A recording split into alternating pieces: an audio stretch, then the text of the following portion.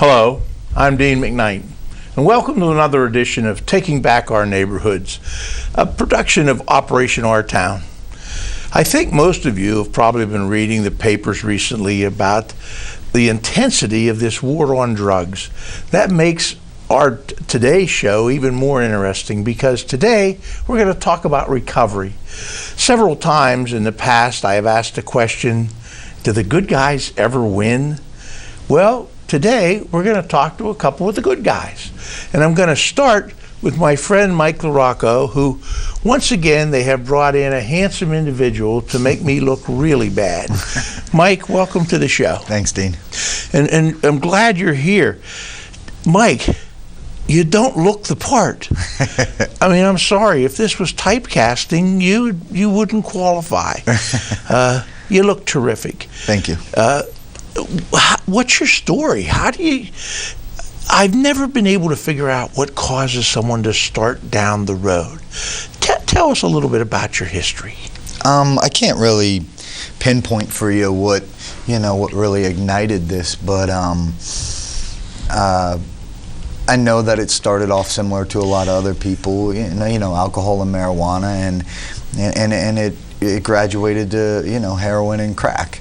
And in between, there was a lot of the typical things that happen in that lifestyle. I've been to a couple jails before. I've been to a lot of rehabs, a lot of detoxes, a mental institution or two, and a lot of pain and agony for not only myself but everyone that was involved in my life. So in a nutshell, that's kind of what happened.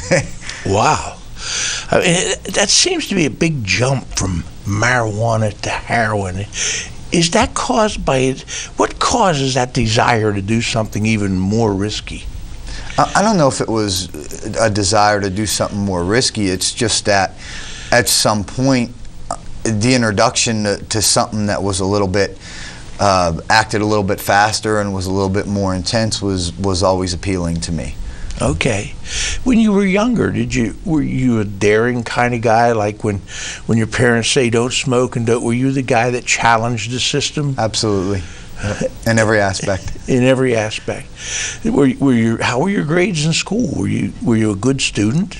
I wouldn't ever say that educationally I wasn't really ever interested, which is kind of odd because when I got clean, I went on to get a master's degree. But I played sports. I was always interested in sports, and but I always lived that kind of double lifestyle. So I wanted to be playing sports, but at the same time, I was also interested in doing the things that I wasn't supposed to do. So there was always that double personality. Did you realize it could be harmful to you? Absolutely. And it didn't matter? I'm sure at some points there was barriers that were coming up that were saying, hey, maybe we're going a little bit too far here. But the drive inside of me always overpowered any type of consciousness or any type of thoughts that I had. So even though I may have known what I was doing was wrong, I obviously didn't want to wake up every day and put a needle in my arm or a crack pipe in my mouth. But the internal drive to want more just trumped anything that was important to me, my family and my friends. I mean, it's just... Well, apparently your drive continued along parallel lines, not just the abuse, but apparently you said you got a master's degree, and so you continued your education and for all practical purposes a normal life. Yeah, I came out here in 1999 from the eastern part of Pennsylvania, and I came through a halfway house, and I pretty much came out here with 2 bags of clothes. And there was some good people in the recovering community out here that motivated me. And 2 years being clean, I found myself at Penn State going to get a bachelor's degree. And then it's kind of that drive flipped, and I had to drive to want to move forward. And next thing I know, I was getting a master's degree. So I've been real blessed in this process with God kind of taking over on the inside and motivating me. So sometimes when we look at a newspaper and we read all these terrible news stories, the fact is that on the other side of the ledger, there are people like yourself that are being helped by. I mean, that's one of the objectives of Operation Our Town, is not just the enforcement process, but the recovery process. Absolutely. Did you know about Operation Our Town when you were going through this? No, not in the beginning, but as time went on and I progressed in my recovery and in my professional life, yeah, absolutely, I've heard of them. That's wonderful. I'll tell you what, Mike, how did it affect you personally? Was there internal conflict during this period? Were you just comfortable with everything? Oh, well, no.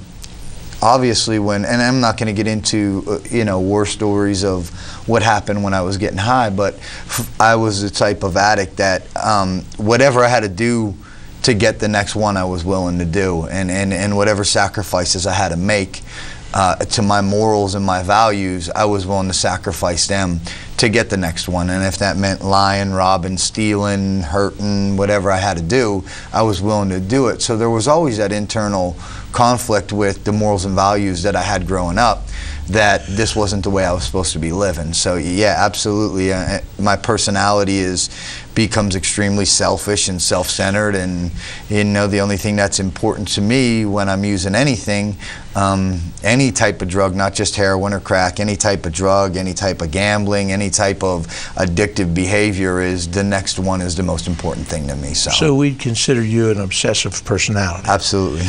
I mean, driven to whatever you have set your mind to, you're driven. What was the experience like when you were arrested and incarcerated?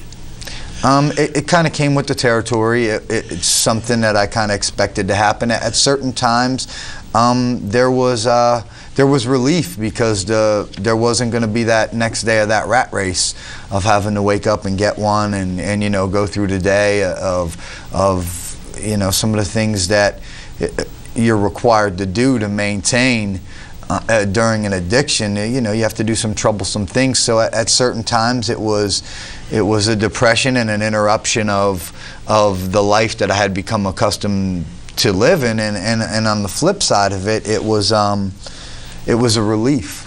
So yeah, it was kind of I knew my mother was going to be able to get to sleep at night if she knew I was in jail. So wow, that's Mike. Let me tell you something. Your mother could sleep safely because she knew you were in jail. Yep. Oh my, that breaks my heart. I'm sure it broke your parents' heart. Absolutely. Did you have any brothers and sisters? Yeah, I have a younger brother. Is he following your footsteps, or did he learn a lesson from you? I think he learned a lesson. Wow, that's wonderful. Mm-hmm. So there's a good side to everything, right? Absolutely. How about your friends? What was their reaction to? Could they tell you were having a problem? It's kind of like once you enter that lifestyle, it wasn't. I mean, you kind of birds of a feather flock together. So the people that I surrounded myself by were living the same type of life that I was living. It wasn't like I had when I made a decision or not even made a decision, when addiction took over, everywhere I looked I was surrounded by me. So it wasn't like I had these people that were coming out on the street trying to save me because they were my friends. I had attracted people who were just like me. So that was the environment you were in, and yes. Not like no way out. Nobody was saying we shouldn't be doing this. Everybody was saying, where do we get our next high? Absolutely, yeah. And tell me, at what point did you look in the mirror and say, it's over, I can't live this life anymore? What caused that to happen? I'll tell you what, there was hundreds of them moments of clarity. They were almost every day. I mean, I could remember waking up in the morning and tears coming down my face because I didn't want to put the needle in my arm, but I didn't have a choice. So there was a lot of clarity even before I got clean. And I'll tell you what, my intentions were not to get clean when I came out here. It was kind of just to go through the system again, and I had some legal stuff that was pending, and I had destroyed my family once again, and this was just another town that I was going to come to for a couple months and get back on my feet a little bit, put a little money in the bank, and in the midst of it all, something happened. Well, I'll tell you one thing that happened was the recognition by this community and some community leaders that we needed to reach out. Mm-hmm. And I was shocked when I learned that Operation Our Town is not something that they copied from somebody else. They created this, and the opportunities that it presented. And so it's wonderful to know that some of the things they're doing are working and helping people. And once you realized you needed help, then what? What was your next step? It was there for me. This is a wonderful recovering community in Blair County. A lot of places that you go, and I'm not really going to put anyone out there or anything like that, is the paid supports in the communities around this state that I've had experience with are exactly what they're labeled as. They're paid supports. So there was minimum drive to kind of get the resources that you needed. I found myself out here, and people, you know, just out of the goodness of their heart, were looking for every resource and avenue available to better my life. And then at one point, it was like, there's so much invested in this. There's so many people invested in this, between counselors and caseworkers and OVR programs and the wonderful resources that are in this community, that there was enough of an investment to not want to sacrifice it. That's wonderful. And you're employed now. Are you able to use your master's degree in some positive way? I'm actually in the process of opening up my own outpatient counseling facility in the area. So now you're reaching out to help other people? Yes. What a terrific, and with your experience, you certainly should have an empathy for whatever anybody else is going through. Absolutely, and that's why I want to do it. I believe in the product that I'm selling. I know that it works. Mike, the community believes in you. Ladies and gentlemen, we've been talking to Mike LaRocco. A wonderful conversation and a great young man. We're going to come back with even another example of this terrific organization called Operation Our Town. Be right back.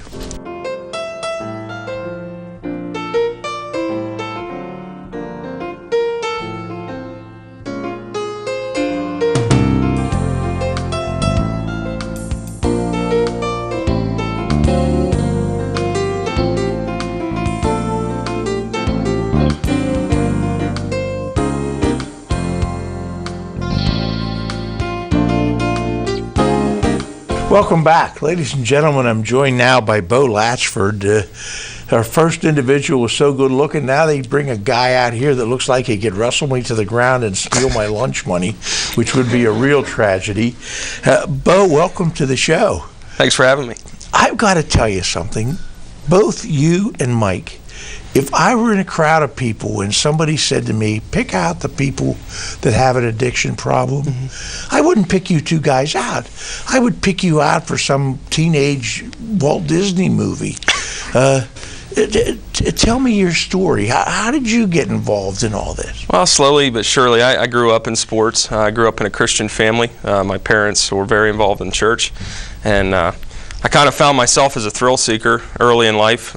Tried my first joint of marijuana after my last Little League game when I was 12. And wait a minute. 12 years old? Where could a 12-year-old find marijuana? I always hung out with older kids in my community, and I was always trying to try the newest thing and impress. I was kind of like the ringleader in a way. I started a follower, and then I slowly but surely began to have a desire to be a leader, and started being friends with older kids that were popular, and the next level up for me in sports, and they got into that stuff at 16, 17. But they hung out with me as a 12-year-old, and I wanted to do what they did. So, wow. Oh, that's unbelievable. So you really never had a chance. I mean, at 12 years old, you're still just copying what somebody else is doing. Yep. I'm sorry to interrupt you, but go ahead. So now you're 12 years old, and you're already on the road. Go ahead. Well, slowly, 12-year-old, I was 7th grade. Going into 8th grade, I found myself a pretty popular kid. I had a lot of friends. Started being the ringleader, as I had said. I had started having young kids follow me at this point, and we'd go out in the country. I grew up in the country, so we'd go out and started drinking beer Friday and Saturday nights, and then slowly going into 15, 16 years old, started drinking a few times a week, maybe 3 or 4 nights, and sometimes even going to school drunk. And slowly escalated into my later years of high school, getting into crack and powdered cocaine, and just kept going from there. Kept getting worse. Went to high school drunk. and did anybody at the school district recognize a problem, or were you able to hide it from? I was unlike a lot of addicts. I never got in a lot of trouble. A lot of the area police, and I grew up in a small town, of course, and everybody knew me and I knew everybody. And a lot of times I got left off trouble. People let me out of trouble and kind of didn't enable me, but I was on the football team, I was on the wrestling team, and I think people sometimes just turn their cheek and look the other way because I didn't fit the part of a lot of other addicts. Well, how did you feel personally? You told me you came from a religious background. Was there some internal conflict during this time? Well, I think definitely the Holy Spirit tried to, bring me away from doing drugs, but that thrill-seeking mentality just led me constantly. It was inevitable that I just wanted to get the next buzz. I lived for the next buzz, a lot like Mike was talking about, and it slowly kind of separated me from my friend base, because I became more infatuated with the high and I think in a way before I realized, now having a passion for God, I think I really liked the feeling I got from drugs. I felt like, the way God makes me feel now. So it was kind of cool. That's wonderful. That's wonderful. I've often said to young people that nobody can do it alone. You need something or somebody. Everybody needs that crutch in life. Sometimes it just gets real dark, and you need somebody to turn to. Did you realize that you were having a problem, or did you just it was just so much fun you didn't care? Well, cocaine was some of the most fun times I've ever had in my life were while I was high on cocaine. Just a minute. Scratch that, folks. We never have fun here. Okay, all right. So cocaine, you were on cocaine too. Right. And some of the things that, kind of had me going, I just loved the atmosphere. It was a drug that made me in a better mood. It lifted my levels up. And, my friends and me had a lot of fun. And we thought we were having fun, but what we actually were doing was, destroying our families, destroying our friend bases. And I found myself hanging out with people I never would have hung out with before the drug abuse. What were your outlets? It looks like you must have been a weightlifter or something. You look really good. Well, I'm most afraid of you. The different part for me was I functioned very, very at a high level, even though I was using drugs and drinking pretty avidly. A lot of addicts sometimes you can tell on the outside, but I got really good at hiding it. And addiction came through the generations in my family, and it was just I could still wrestle, I could still play football, and then still have fun at night. Wake up, do the same thing. Wake up every morning kind of hating who you are as a person, but then once you get high again, you forget about all that, and it kind of controls you. Do you think you'd have been a better athlete if you weren't on drugs, or did it have any effect at all on your athletic ambitions? Quite possibly, I could have. I know I definitely would have been a better student, for sure.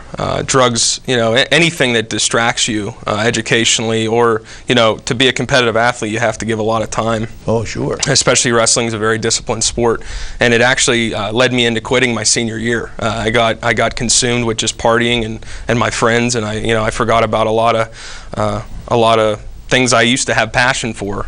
Slowly I lost my ambition to succeed and win. Through the. You mentioned the friend. You gradually moved into a different base. Sometimes we think about the family as just the parents and the brothers and sisters, but really our family includes neighbors and relatives and people we grew up with. And how did this affect your extended family? What was their outlook? I'll share one specific example. The woman I ended up marrying now, she was my girlfriend at the time, and she saw me through a lot of my addiction and through my recovery. And I know it affected her. She prayed for me night and day. I kept looking at her and just really desiring what she had in life, which was God at the time. And since I grew up in church, I thought I knew who God was. But she slowly just kept leading me back to that. So the beginning of my recovery actually started out for a girl, and then I realized her parents actually did let her talk to me for a while, so that encouraged me to get clean for me, not for somebody else. But she continued praying through that time where we couldn't talk, and then God brought it all together at the end, and it was a fascinating thing. And your wife's name is? Rachel. Rachel, good job. Thank you. Brought him back to us. Thank you. And it sounds to me like you have your life, you pretty much, I see you have your wedding ring on, and what's your life like now? Oh, it's great. Unlike a lot of addicts, I actually detoxed myself. I lived in an apartment coming out about 20 years old, and sat in a room for 2 weeks, left a couple times, and just quit doing drugs. And it was a hard game to get out of. Some really crazy things happened when I told my dealer I was done, but God continually kept leading me in the pathway when I decided to make that decision to be clean. He opened up opportunities. He now made me a director of an awesome nonprofit where we get to stop the cycle of poverty and the cycle of addiction now for young teens in Altoona. And I just continually follow God, and He just keeps opening up doors for me. What an example, Bo. That's unbelievable. At what point, what made you finally say, I'm going to lock myself in a room? I've had so much of this. I'm going to lock myself in a room. That takes a lot of courage. It does, and it's not easy at all. Like you said, you're never alone when you can't do it alone. And now I had someone there with me that I couldn't see, being Jesus, but I also had my wife there for me. Well, she wasn't my wife at the time, but she is now. And I'll tell you, one day I woke up, I had several cousins that had OD'd, and my family is full of addicts, and I decided that I wasn't going to become one of the percentile people that just fall into that cycle of addiction through generations. Well, I've learned so much this morning. The traditional stereotype that I had of the person who had a problem was a weak personality, giving in to temptation. But both you and Mike are obsessively driven to achieve something. Right. And what you achieved was a problem. But you faced it, and what about your circle of friends now? What are they saying to you? Well, one of the most important things that I did for myself is I switched my friend base. I believe that if you lay down with dogs, you get fleas. I don't know who said that, maybe Ben Franklin. But it was a lot like what Mike was talking about. There wasn't a time I got high that I didn't choose to get high. Nobody led me to get high. I wanted to get high. But now I want to be around good people. I want to be benefited by everybody I hang out with. And if I'm not benefiting them and they're not benefiting me in some way, spiritually, physically, mentally, then I just don't associate myself with them. Oh, that's wonderful. Now, the young people you're working with today, you certainly have empathy for any of their. Could you spot a young person that was starting to have problems? Most definitely. At the Rock program, we've had kids show up under the influence of drugs in our facility, and what we try to do is sending them home is not always the best case scenario. We will separate them and we will talk with them and work with them, because I'd rather them be high at our facility than out doing something stupid. But we've seen recovery stories through some of these same kids. And now some of these kids are waiters in our towns. They're managers of businesses. It's fantastic that they came across some people. Our volunteers are amazing, and they if they didn't have a mother or father, they found that in our program, and now they can find recovery at a lot earlier age than I did. Now, did you discover this program through the church, or did Operation Our Town? Were you even aware that Operation Our Town existed out there? Well, I was. About 5 years ago, I started volunteering at the Rock, just helping the kids out when I decided to get clean, and it was under the direction of Danny Billiter. And Operation Our Town is actually a supporter of our nonprofit, and I had heard the name over and over and over again through several big events throughout the year. I knew that Operation Our Town had sponsored certain things for us. And slowly I just kept being obedient to the leadership, and started to get to know the organization better, and now that we're still partnered with them. So now you're back in the church, and tell me about your marriage. Is any family?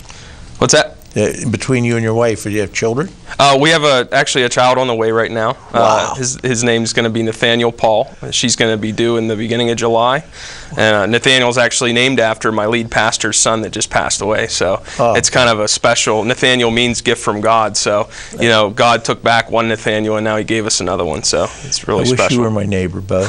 You're a good guy, and I'm glad to know you. And what an opportunity we've had this morning, ladies and gentlemen, to meet two winners. And real winners in life. And in a few moments, we're going to come back and talk to the coach of the winning team. Judy Rossiter's here with us. So we'll be back in just a moment. Thank you.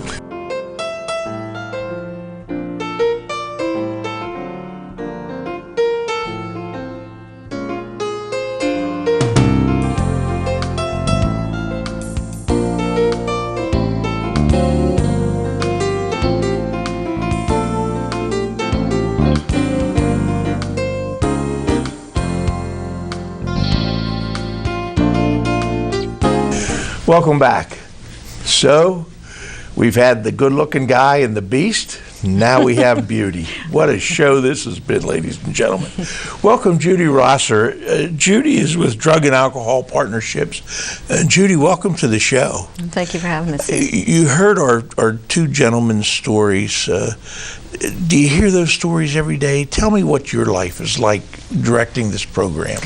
Yes, we do, and it is something that we look at. Very important is the prevention part of this, because as you heard from both of the individuals that were here today, that it starts early, and it starts with choices. But what we know about this is a brain disease. It's a brain disorder, and once addiction takes hold, it really does take these youth down a different path that they never thought they would be going down. So it is something that we try to work very hard through Blair Drug and Alcohol Partnerships, through prevention efforts, and which includes community partners like Operation Our Town, and through our treatment provider system to help support the recovering community, because that's where it's happening. Recovery happens in the community.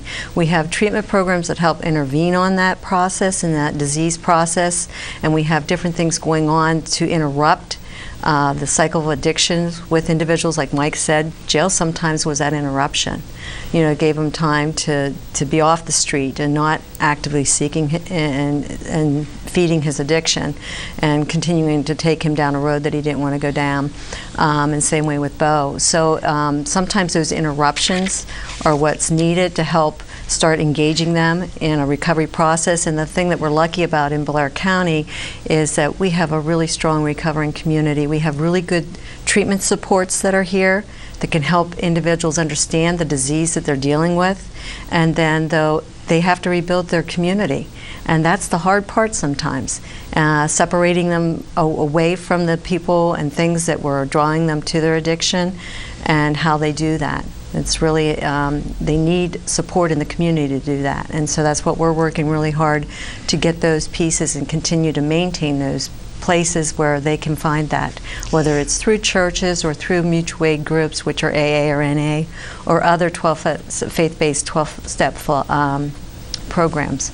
That's interesting that you mentioned your group you're with, because in an earlier show we had a young man who was the head of Crossroads, and that was something he stressed, that they needed to create an environment where people who were in the process of treatment could be separated from those individuals that were influences on them prior. And those individuals that they're trying to work away from, they're very persistent.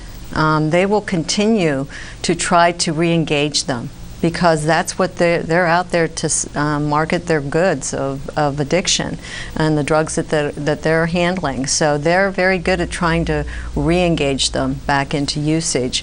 So that's why it's so important that we have places in our community to do that.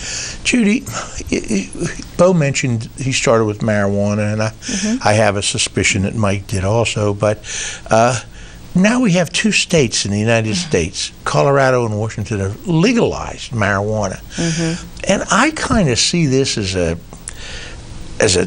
test tube situation.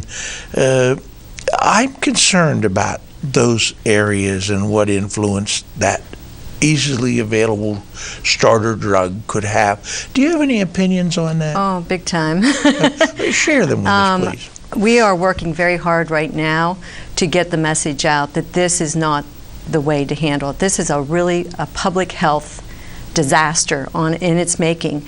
It's no different than big tobacco. It's no different than alcohol in their advertising and the way that they're going to be marketing this product to our youth. And that's what we see. Kids will start out with different things. It may be tobacco, it may be alcohol, but once they start into marijuana, and again, it comes down to understanding this is a disorder of the brain, a brain disease. So what's happening is in that emotional center of the brain is where the chemicals from these drugs go and give them the good feeling. They release natural chemicals that are in the brain. That brain memorizes that feeling, and especially with youth, the frontal lobe of the brain is not fully developed yet, up to 25 now. It's not fully developed, so it overtakes the circuiting where normally through 12 through 21, they're learning how to use the frontal lobe of the brain for their processing, to figure out that if I do this, this is going to happen. They don't have that yet, and so what happens is when they start using this a chemical, it gets into and rewires that brain where they are only thinking with the emotional part of the brain where all these chemicals are being released and it feels good, and that's how the addiction cycle works. And that's like Mike was indicating, you start just living each day to feed that cycle of addiction. So to have marijuana out there, number one, it is a psychoactive drug. Okay, it is THC, impacts the brain center. So through neuroscience, we've seen this, and that's a starting point that where kids, when they will start to use it, may go on and start to use other drugs chasing a high. Just chasing a different type of high. Depending on how their brain is wired, it may be a stimulant like cocaine, or they may look more towards the depressants, the alcohol or the heroin, or depending on how heroin may even impact their brain in a different way, where for us it may be a depressant, to them it may actually feel good, and they get a charge out of it. So understanding that, so the marijuana piece is very important, because what's happening now is we know that when kids see that something is being marketed as not a risk, they're more likely to try to use it. Even adults would. Whereas it was illegal before, they may say, well, it's not illegal now, so it may be okay to use. But you don't know how your brain's wired, and whether when you start that and make that choice, how that may take over into addiction. We're seeing 1 in 6 kids will end up with an addiction off of marijuana. One in six is the research is showing that. So you don't know how your brain's going to be responding to that. And so it's a real risk. What we're seeing in Colorado is advertising to youth. We're seeing products that are being developed, food products being developed just to dispense THC in these products. We're talking Pop-Tarts that look just like the fruit Pop-Tarts, yeah, but they're called Pop-Tarts. Lollipops, which are lollipops, gummy bears, drinks, ice creams, candy bars, vending machines with these in, and they're all cartoon figures. So who are they marketing to? They're marketing to our youth. This is probably a disaster if you look at it from a public health standpoint. It's going to be a disaster for our nation if we go down this road. And we really need to have people understand this is not about the smoking of a joint that you used to do when you were at Woodstock. Back then, the THC levels were maybe 2% of THC in pot. Now they're up around 14%.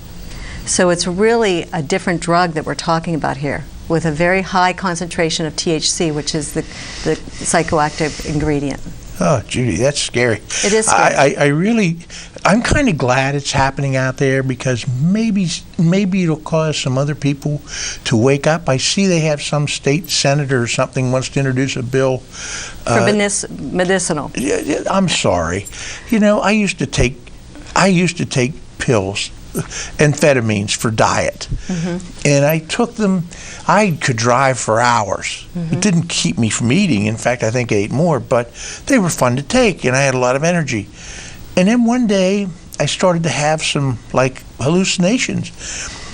And the doctor took the pills and said, you can't take these anymore. I was very disappointed, but I found out later that it would build up a plaque in your brain, and every once in a while this plaque would break off, and you would have intensified reaction to the.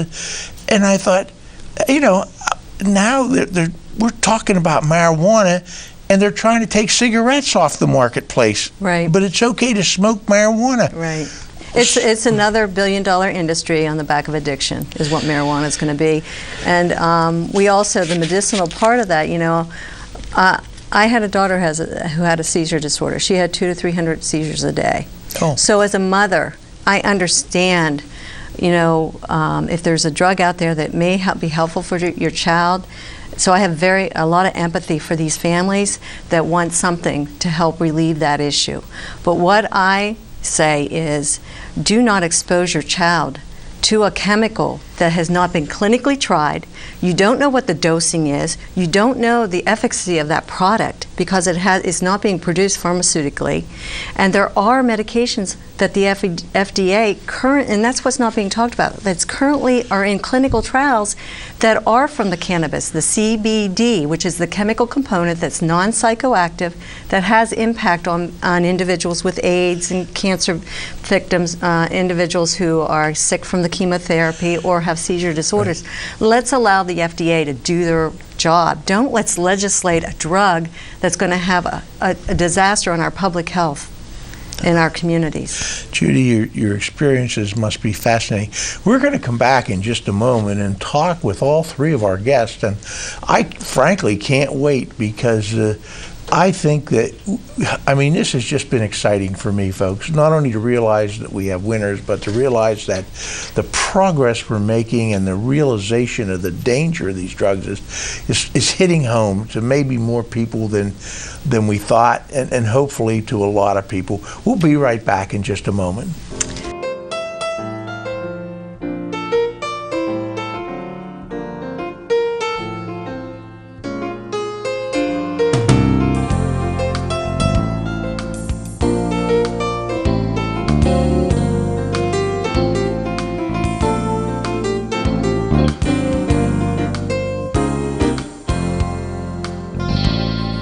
Welcome back, ladies and gentlemen. We're here with our guest, Bo Latchford, and we have Mike LaRocco and Judy Rosser, and we're going to continue our discussion about recovery.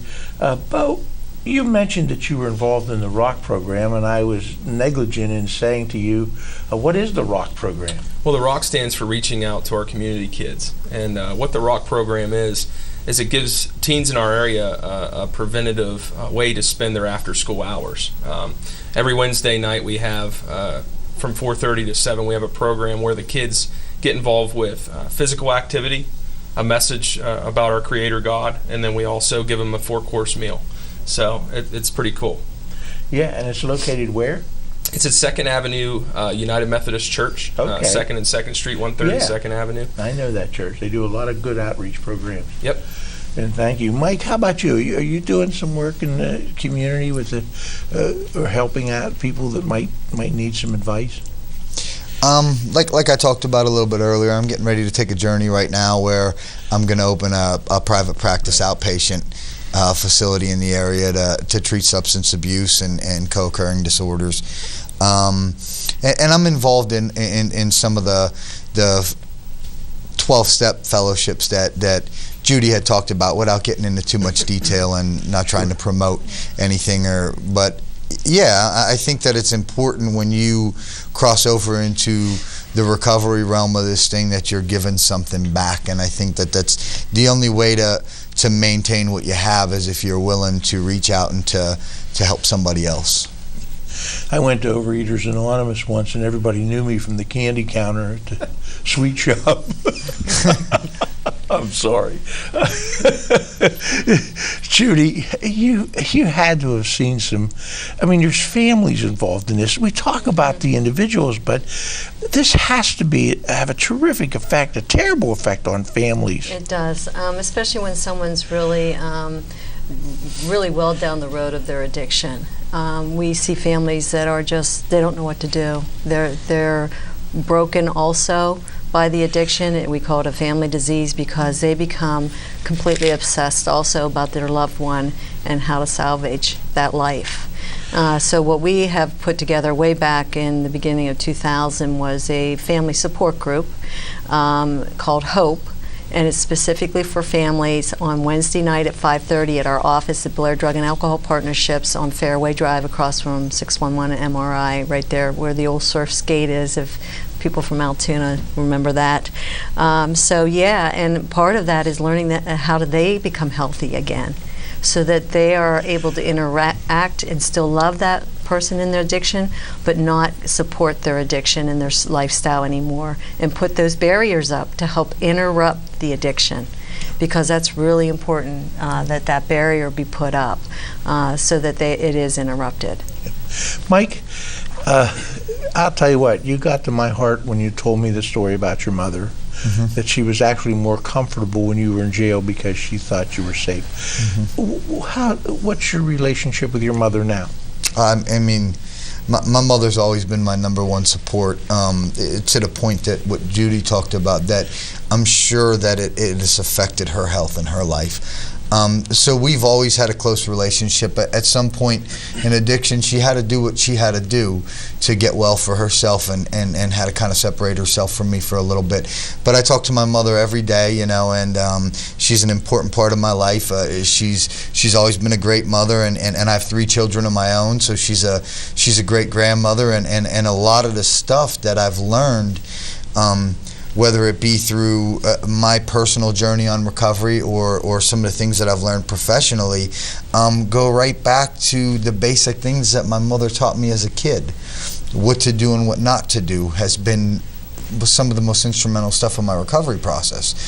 So you know, she's a pillar in my life, and she's a pillar in my family's life, and you know, I'm blessed to have such a wonderful woman in my life. I bet she's so proud of you. I bet she's so proud of you, Mike. Are you married? Do you have a family? Yes. A family? Yes, married with 3 children. 3 children. You don't look old enough. but you know what? That's wonderful. What would you look for? You guys, either one of you, what do you look for? What would be the first signs that a grandparent or a parent would look for that their children were having a problem? Bo, let me start with you. I would say the first thing I would look for is if they start excluding themselves out of activities. If they start spending more time by themselves. If they start taking more time than they said they were going to take doing something. Like I used to tell my parents I was going to Sheets and I'd come back 4 hours later. And then they started thinking something finally was going on. So I'd look to see if they're disconnected. I'd look at their grades, if they're children, and just kind of see if you notice that they're not being themselves. Mike, how about you? I think that was real well said, the way that Bo put it, and on the end note of what he said, to pay attention to the attitudes and the personality changes that take place long before the drug ever comes around. You can kind of, I can take a look back at my life and notice that there was certain things that were happening to me way before I ever picked up any type of chemical, as far as maybe the way I felt about myself, my reaction to situations. So pay attention to that attitude and that need for control. It's real difficult for someone who suffers from this addiction when it seems like everything outside of them is spiraling out of control, to try and regain some control to the point that it looks like they may have control issues. Was your wife with you through this process, or No. did you meet her afterwards? I met her after. I've been with my wife 12 years, so I actually met her at Penn State. So I was in I believe my 2nd or 3rd year of recovery at that point. Yeah, and she's a wonderful woman. She's my partner in raising 3 great kids, and her name is? Her name is Chrissy. Chrissy, congratulations to you too, just like Bo's wife Rachel, right? Yep. Congratulations. A good woman makes a big difference in a bad man. Judy, what could you add to this? I agree with him, and I think some of the things with parents is, they have a parenting style, but each child's unique. And whereas you may have a child that has very low risk-taking personality, where they won't take risks, or they are very cautious about how they perceive things. Whereas you may have another child that's very high risk taking, that is thrill seeking or enjoys the adrenaline. And so you need to channel that into positive things. But even like Bo said, he was involved with a lot of things. And that's one thing about this disease, is there is no economic or certain, one person's going to get it, one you don't know, because there is different components to it. It's biological, it's psychological, it's what things is there some underdiagnosed mental health issues going on, but really looking at what's going on with that child individually, so that when you start seeing things going awry, that you're catching it, and being involved. One of the things that parents are up against is the messaging that's out there. Like we were saying about the marijuana. We already know we're having impact from Colorado already here in Pennsylvania, only because nationally and locally we're talking about this drug as if it's no big deal. And with youth, that's one of the things that once they perceive something as low risk, the chance of them trying it goes up much higher. And so, you don't know how that drug's going to impact on their brain and whether that disease cycle will start. And so as parents, you got to have clear messages, because they're getting opposite messages through the music, through radio, television. They're being targeted on all levels because they're the next consumer of different products. And don't get me wrong on this. Marijuana, this is $1 billion industry. It's about greed. And getting it approved is because they believe they can make money on it, just like tobacco and alcohol has. Judy, tell me about the services that the Blair Drug and Alcohol Partnership provides, and what's that relationship with Operation Our Town? Mm-hmm. Well, Blair Drug and Alcohol Partnership actually does about 75% of the drug and alcohol assessments for the county. We actually have people come in, we evaluate them, it's free, and then from there we place them into treatment if they need. The other part that we do is prevention. We're in every school district. We provide life skill groups to all the junior and senior high schools.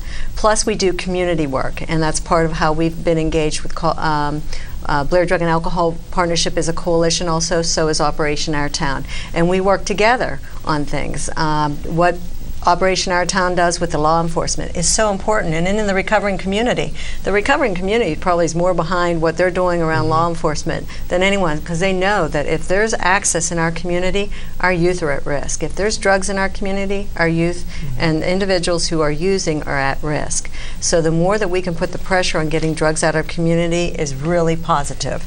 Plus they support some of the prevention programming and the things that we promote in the community also. So it's a really important partnership that we have with them. So if I was a young person and I was having a problem and I recognized the need for recovery, then Mike said that he's going to be opening his own. I would go to someone like Mike and he would help me? Well, you actually would come through our office most likely first. Okay. Because we do free assessment. Okay. And then what we look at is what level of care, because he has a certain level of care that he has. He's going to do outpatient. Okay. But if somebody needs detox, then that's a different provider that we would send them through first, and maybe then they'd go on to residential, and then when they come back to the community, they need to have ongoing counseling. So Mike would be someone who could receive that person eventually once he's licensed. Tell me about this guy locking himself in a room for 2 weeks. I bet not many go through that process. Am I correct? Actually, you'd be surprised how many try to do it that way, and that's a tough way to do it. Luckily, he had some supports. I assume that he had supports that were there for him, and that's where the connection is. You know, when someone's going through that and getting them connected to the recovering community or to a faith community that can help support them and mentor them through those early days of recovery, because they're rebuilding.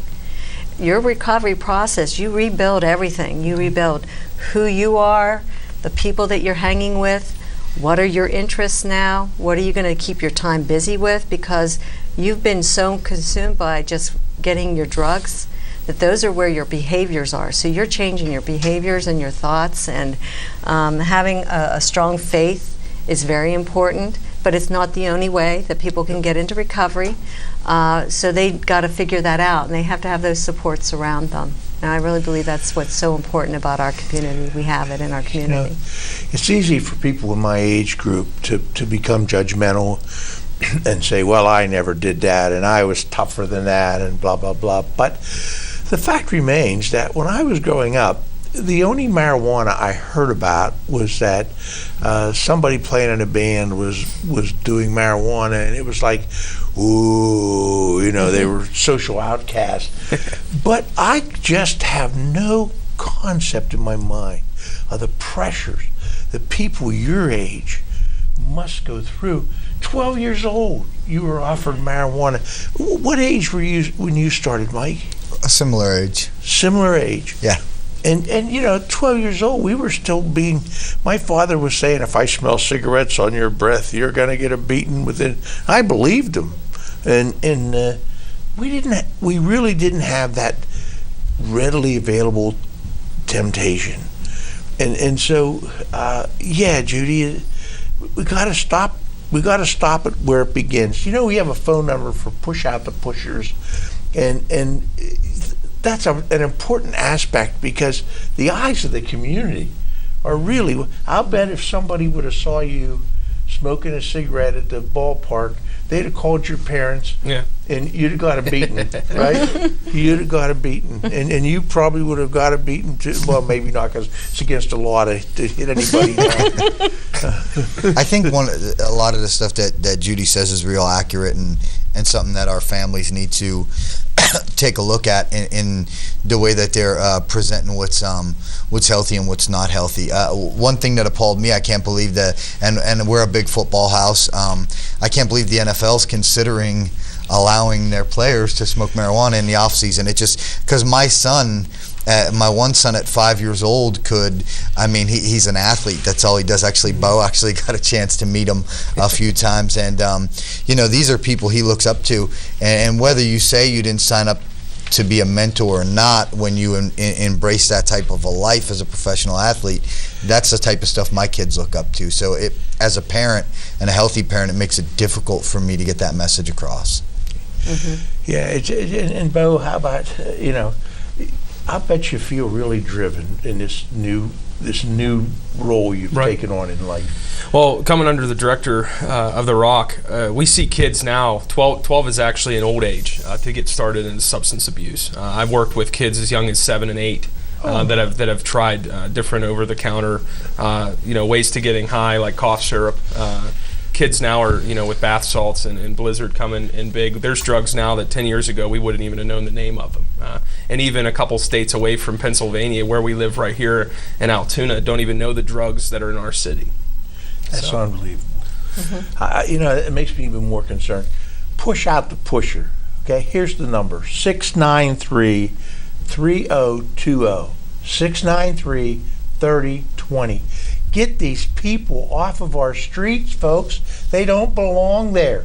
They're a threat to your children, they're a threat to your neighborhood, and they're a threat to our lifestyle. Get involved. Be part of the solution, not part of the problem. These guys are part of the solution. I'm really proud of you. You can't believe how good I feel about meeting you guys today. I wish I had some money. I would buy you lunch, but I spent it all on my senior citizens drugs. between blood pressure medicine and all the iron that I take. Mm-hmm. But if you could change one thing, Mike, what would you change? I wish that my mother and my family didn't have to go through the things they had to go through in my addiction. Tears your heart out, doesn't it? Absolutely. But it makes you appreciate what you don't want your children to go through with you. Yes, sir. How about you, Bo? What would you change if you could? I think the main thing I would change is, being an addict, and I was a dealer also. I think the big thing that I got a lot of people started on drugs, and now why I'm so passionate. I worked with some people that I had started into drugs, and now I've seen them, rehabilitate through different programs that Judy and Mike had talked about. And now I'm on a mission. I want to get back the lives that I've affected in a negative way and turn it into a positive with God's help. So, how do you become a dealer? Well, with the attitude that I had of constantly getting the next buzz, I constantly wanted to get higher up the rank, because you got to make phone calls to get drugs. Because you obsessively wanted to win. You wanted to be the top. And the lower number of phone calls you need to make to get to the main dealer makes it a lot easier and more available to get the drugs that you need. And that's a good point that you asked there. And that's not uncommon for somebody to be a street level dealer when they're in an active addiction, because then they're able to get their own drugs, support your own habit, and move the drugs for the other person, and it won't cost you as much, and you're not working as hard to get your drugs then, and you don't have to do other illegal stuff to get your drugs. So, but the biggest thing that we need to look at is there are those street levels and those individuals, and I agree with you. People need to be the eyes in our community. If you want to be part of prevention of substance use, that's one easy thing you can do. Watch your neighborhoods. It's so important to be involved, even if it's just at that level, because those are anonymous calls. You don't have to put your name out there, but you are the eyes, because the police can't be on every street.